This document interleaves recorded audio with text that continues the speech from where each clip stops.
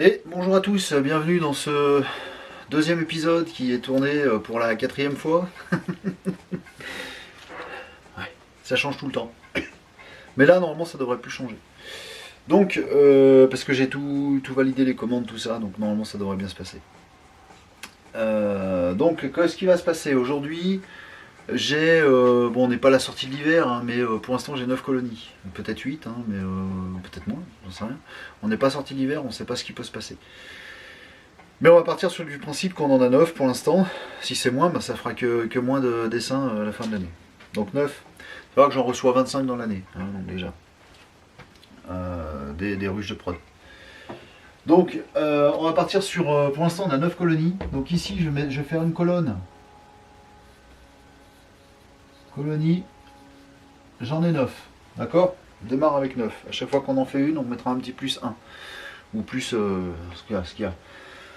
Donc, là, c'est l'objectif sur ces colonies-là, les 9, c'est qu'on va... Bon, j'avais un autre projet, c'était de fabriquer des nucléi, en fait, et d'isoler quelques rennes, et de m'entraîner au greffage. Tant pis. Donc, le greffage sera en réel, quoi. Donc, 9 colonies, on va dès que les beaux jours arrivent, là ça va pas tarder, j'espère. Enfin, en tout cas chez moi, parce que ça caille. De toute façon, le pollen commence à rentrer, hein, c'est bon, les rennes ont déjà commencé à pondre. Alors, je sais pas en quelle quantité, mais voilà. Le truc, c'est que dès qu'il fait beau, qu'il y a du pollen qui rentre, tout ça, même s'il manque un petit peu de nectar ou autre, on mettra du sirop pour pousser les rennes à pondre au maximum. Tant pis si ça nous coûte du sirop tout au long de l'année pour maintenir le truc. Mais c'est pour les aider en fait à bien exploser. Le but étant que au mois de avril, on puisse commencer les divisions, à condition qu'il y ait des mâles, hein, bien sûr. Mais je pense qu'en avril, on devrait être pas mal. Donc ce que je vais faire, c'est que je vais mettre avril. Avril, orphelinage.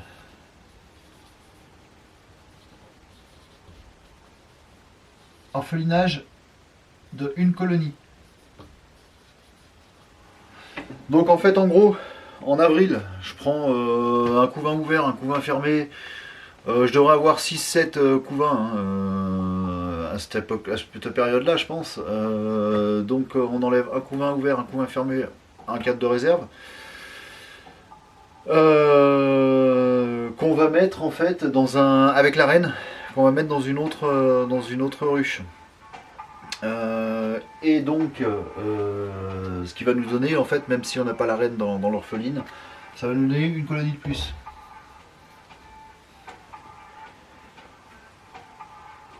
Ensuite, on va greffer.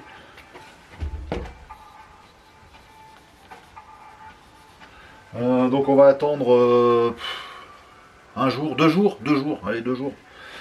On va, ouais, un jour ça suffit. On va attendre 1 ou 2 jours, on verra. En fait, tout dépend de la météo et de la disponibilité. Et là, on va greffer. Je sais pas, je crois que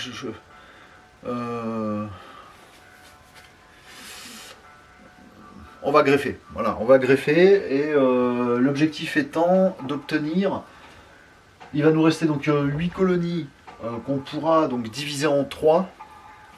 Si, bien sûr, il y a, je sais pas, au moins 8 couvains, quoi. Mais je pense que d'ici la mi-avril, on devrait être pas mal. Ça peut être décalé de 15 jours, hein. Donc du coup, 8 qu'on va diviser en 3, mais il y aura déjà les 8 rennes, donc ça fait 8 fois 2, ça fait déjà 16, plus l'orpheline qu'on coupera en deux, parce qu'on l'aura peut-être renforcé avec du couvain. Donc on coupera en deux, ce qui nous amènera à 18. Donc greffage, je ne vais pas greffer 18 cupules, je vais en greffer plus. Mais le but étant d'avoir 18 rennes. Voilà, le but est d'avoir 18 rennes. Ce qui fait qu'à J plus 11, enfin J plus 9 déjà, on fera des essaims. Donc on va dire mi-avril. Je mets pas les dates parce qu'en fait on ne sait pas trop. on ne sait pas exactement comment ça va se passer. Ça peut être décalé, c'est ce que je dis. On ne peut pas dire le 1er avril je vais faire ça et puis poisson, voilà, poisson d'avril, ce sera le 2. Non, ce sera le 15. Voilà, je sais pas, Donc c'est la météo qui décide. Hein. La météo et les abeilles aussi, à la vitesse où elles vont se développer. Donc du coup, à la mi-avril, on va dire à J+9, hein, en gros, J+9 on va dire, création d'essaim.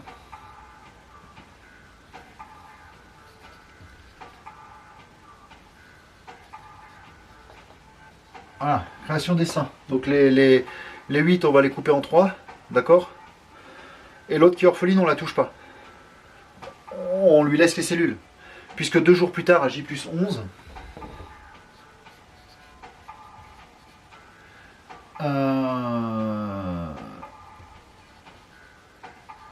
insertion, je vais mettre comme ça, des cellules. Alors, il se peut qu'on ait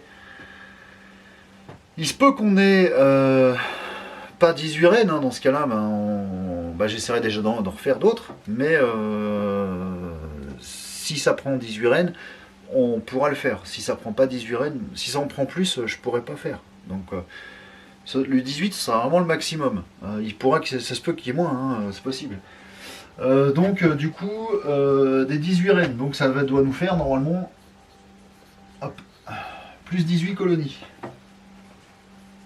Plus 18 colonies. Ensuite, normalement avril, mai, je reçois 25. Alors, réception, 25 colos de prod. D'accord.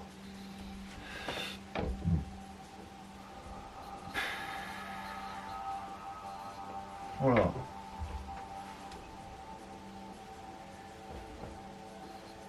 Voilà. Je reçois 25 colonies de production. Celles-ci, elles vont directement aller sur des spots en fait que je suis en train d'essayer de voir. Donc pour avoir acacia, éventuellement le moment du tilleul. Et alors, le problème c'est que ça risque de me faire des bornes si je les mets directement là-bas.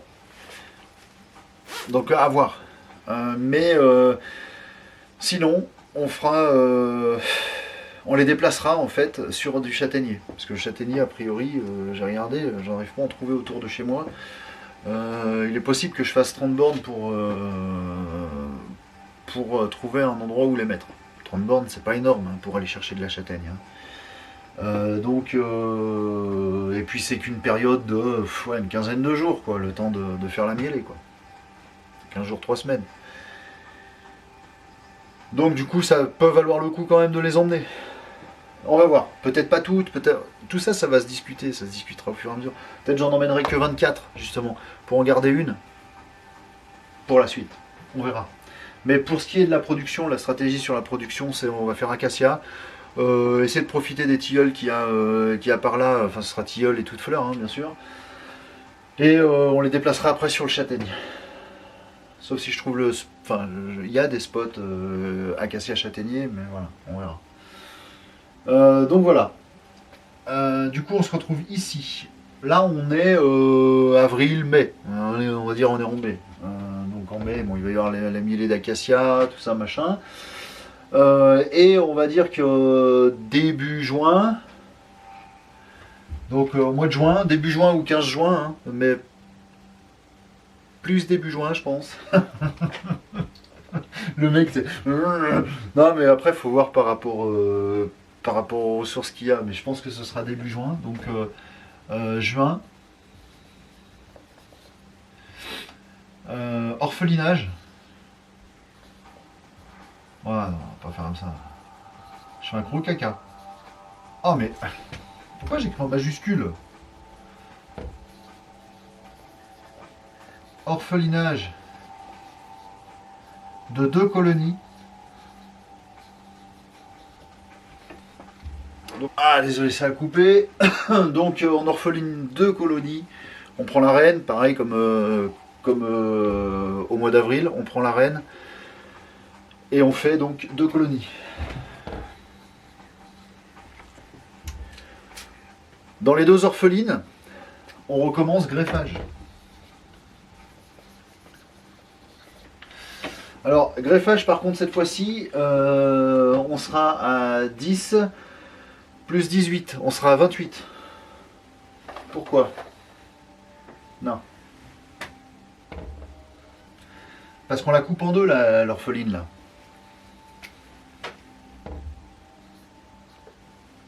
Mais elle compte déjà comme une colonie, puisqu'on a mis le plus 1 ici. Donc plus 17. Donc on sera à 27 colonies. 27 colonies, 2 orphelines et 25 avec une reine dedans, quoi. Ce qui nous a, en fait 27 reines. Parce qu'on va pas les couper en 3. À moins qu'elles soient remontées, une population tellement énorme. Mais à mon avis, en 2 c'est bien. Surtout qu'on arrive sur la fin de l'année. Enfin, la fin de la saison. Donc greffage, 27 reines. Donc bon, on va greffer beaucoup. On va en greffer beaucoup. Le but, c'est qu'on ait 27 reines qui prennent. Dans 2 colonies, c'est faisable. Hein, ça fait 14 et 14. Hein. Enfin, 14 et 13. Mais on s'est compris. Et ensuite, à J plus 9. Donc là, on est à mi-juin, hein, on va dire. J plus 9.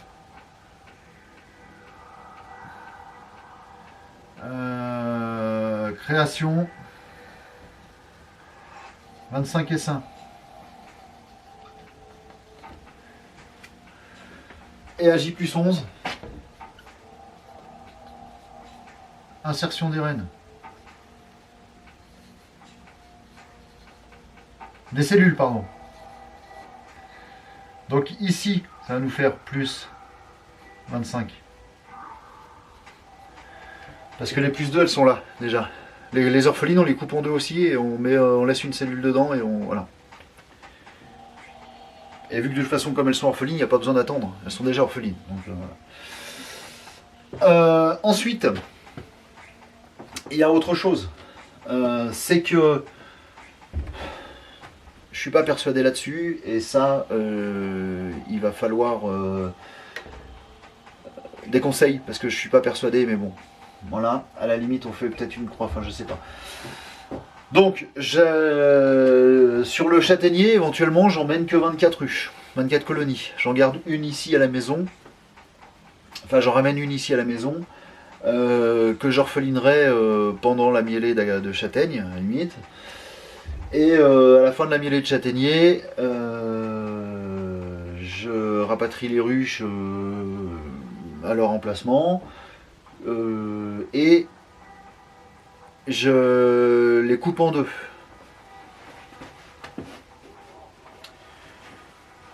Et dans ce cas-là, je les coupe en 2, 2 jours, enfin J plus 9, et puis à J plus 11, j'insère les cellules des F1 en fait, qui m'auront refait des reines Carnica. Le truc, c'est que bon, elles seront fécondées par mes mâles ici, quoi. On verra ce que ça va donner. De toute façon, on verra sur les prochaines années. On choisira la reine le type de reine qu'on veut. Est-ce qu'on reste sur de l'abeille noire? Est-ce qu'on reste sur de la Carnica? On verra. Donc voilà. Donc là c'est le dilemme. C'est-à-dire qu'en fait on arrive fin juin. Hein. Fin juin, voire même juillet, quoi. Je vais mettre juillet. Juillet.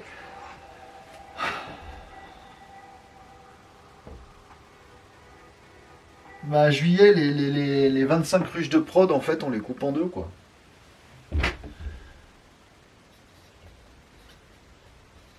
Division.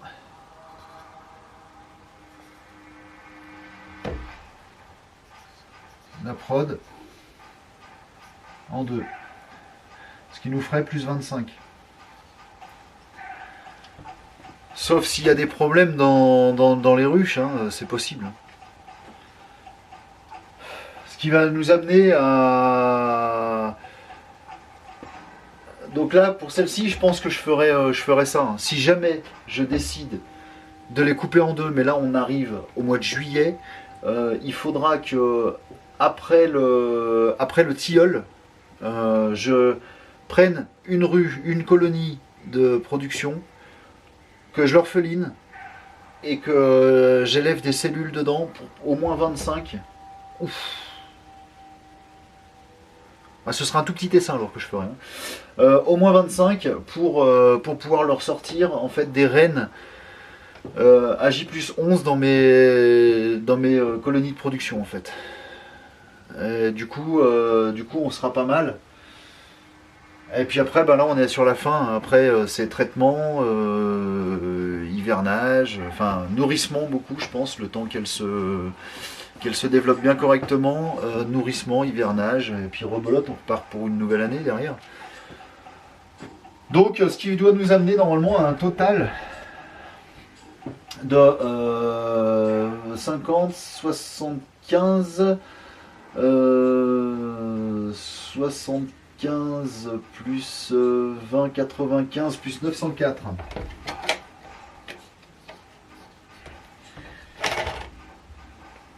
On a des chances d'avoir 104 colonies. J'ai froid aux mains à la fin de l'année. C'est pas mal. Je pense qu'il y a moyen. Alors au niveau objectif, je pense qu'on va se mettre un objectif objectif fort, on va mettre 100 colonies. Et objectif bas, on va se mettre 70. C'est raisonnable, je pense. C'est raisonnable. Je pense que 70 c'est raisonnable. Comme ça en plus si jamais je veux vraiment assurer le coup, tout dépend aussi des commentaires, des conseils, enfin puis de l'année comment elle va se dérouler. Je préfère m'arrêter à 70, 75 voire 80 ruches, colonies pardon, plutôt que viser les 104. L'année dernière j'ai voulu viser fort et j'ai quand même bien affaibli les colonies. Et voilà quoi, donc je préfère y aller mollo. De toute façon, là, on n'est plus bloqué par le temps. De toute façon, ça mettra le temps que ça mettra. Hein, voilà. Ensuite, au niveau production,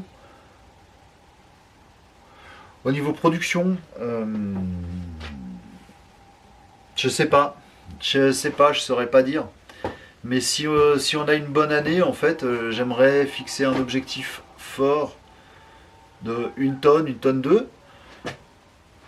1 tonne 2. Tout dépend de l'année. 1 tonne 2 et l'objectif bas 750 kg. Pourquoi pas.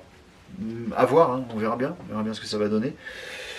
Donc voilà, donc ensuite, éventuellement, moi ce que j'aimerais, si jamais il y a des personnes qui sont intéressées pour s'investir un petit peu dans pour m'aider en fait dans ce projet, qui ont de l'expérience, une grosse expérience aussi, qui soient quand même un petit peu disponibles, c'est-à-dire que ce serait bien qu'on se voit, qu'on fasse éventuellement quelques visites ensemble, qu'on en discute longuement et puis voilà quoi, je veux dire, quelque part on pourrait dire ce serait mon tuteur, mon parrain, le parrain des ruches.